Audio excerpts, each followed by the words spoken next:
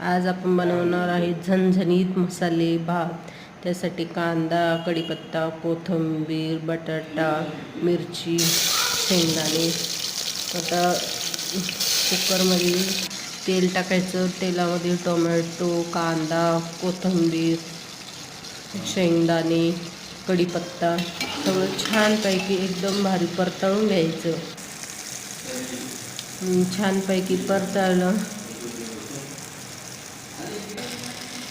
की त्यात टाकायचं तांदूळ पण छानपैकी परतवून घ्यायचा। मग टाकायचं पाणी।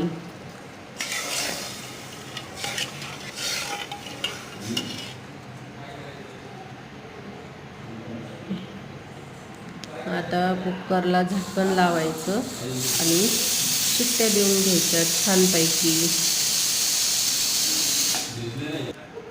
आता आपला छानपैकी मसाले भात रेडी, झणझणीत।